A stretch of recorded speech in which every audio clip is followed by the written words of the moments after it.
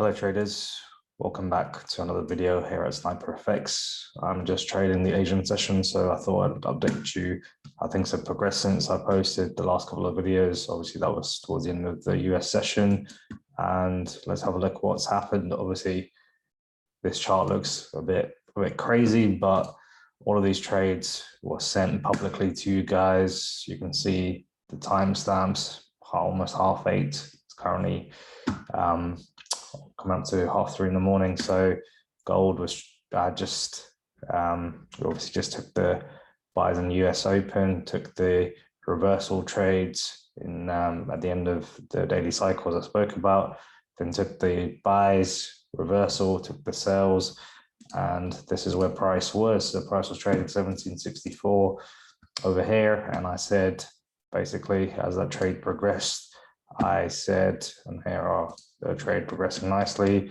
There's the MT4 screenshot, and I'll show more stuff of that. But you can clearly see when we were coming to the end of Asia, I sent this trade earlier out. I had said the entry for the sell would come here, and I said sales will be clean in Asia. And guess what happened? So you can clearly see that progression, and we've collapsed absolutely beautifully. The other trade I sent was dollar yen. Again, this was the second video I posted. So all of this analysis was being done whilst I was obviously recording content for you guys. So the second trade I sent was dollar yen. So dollar yen just printed the Sydney low. I'll talk about this, but it just printed the Sydney low, and I said it would come to this level and rip up. So let's have a look at what's happened to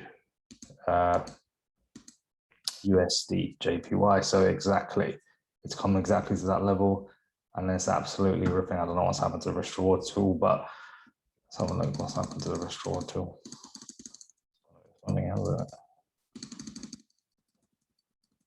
Anyway, let me try and sort that out. So yeah, that's where the trade was sent. So the stop loss is obviously going to be just below here, and obviously I'm aiming for previous highs, and I think this was a 2 pips stop loss. So I'm aiming for 112 actually. This has potential to go much higher because I've just did some reanalysis and reevaluation on so yeah, a nice 45 to 1. Obviously you can be more aggressive with the stop loss, it doesn't really matter, but you know, beautiful execution right there. So let's talk about these trades. So let's have a look at gold. So of course I was bullish, but I had to reassess my bias, because if you look on the higher time frame, on the daily time frame, yes, we have the wick through the zone here, and obviously this is a wick break, but this is the last structure point that we've come into. And the really interesting thing is when you use the correlations with everything else that's going on. So what really made me shift my bias and adapt to the market was more, I was looking at what dollar index was doing. So obviously you guys know I broke down dollar index, and look at that beautiful collapse. There's a how many point collapse off the highs as I broke down, 150 point collapse. But if you look at this section on price action, you've got inducement of building up, engineering of liquidity. At the same time, on a lower time frame, you've got engineering of liquidity. And if you slightly zoom out, so I am using a multi-time frame approach, you've got FU or grabbing of liquidity into this area of demand in the market. This is the last demand area, which led to a BOS, and therefore it's irrelevant. And therefore also assessing higher time frame, if you actually look at dollar index, we never actually tapped into the highest supply zone here. So there is still upside on dollar index. That still needs to be done. So there's still another 200 points of upside that is causing that dollar pressure to come in on our dollar yen and our gold's trades. Dollar yen was a beautiful setup, to be honest with you all. This took me a very long time to break down over the weekend, because it's not obviously something I trade regularly, but it just looked very pleasing in terms of what potential. So we obviously had building up liquidity at the start of the week. I've marked out where the weekly open was right there. So we've induced people, we've got trap volume over here, we've come down and squeezed out, we've trapped people here because the sales, people have been enticed to sell at the lows, so trap volume here. Then they started pushing up, starting breaking structure. earlier today. And remember, we took the sells here yesterday. I didn't really trade intraday trade this, but they got trap volume here now. So stop losses sitting here. They squeezed out all the stop losses here into this area of demand. It's a refined demand area, I think 10-minute time frame.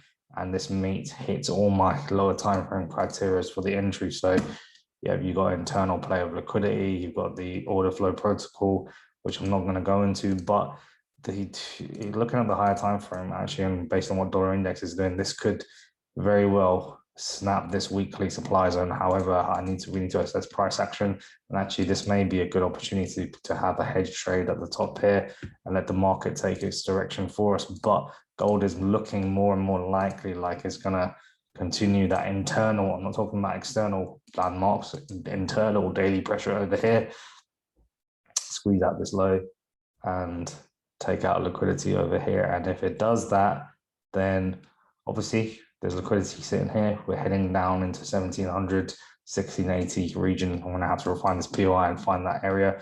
And there's obviously liquidity sitting here. So we'll have to see what happens. But definitely it's looking like more and more the case is building that even if we are still going higher, we still need to, this internal downtrend is not finished. So this demand zone this suggesting it's struggling to shift this daily high over here. So that's a quick breakdown. I haven't obviously slept, you guys. I mean, you have to put the work in. So it's currently coming up to 3:30 in the morning. So I'll catch up with you guys very soon. But that was a quick Asian session breakdown on gold and dollar. And I haven't gone into the daily cycles, but there's some cool tips and tricks here. But I won't go into the daily cycle stuff here on YouTube. But yeah, so hope you guys are well. I'll catch up with you guys soon, and happy trading for the rest of the week. And I'll keep posting and sharing content as and when I see fit. So catch up with you guys soon.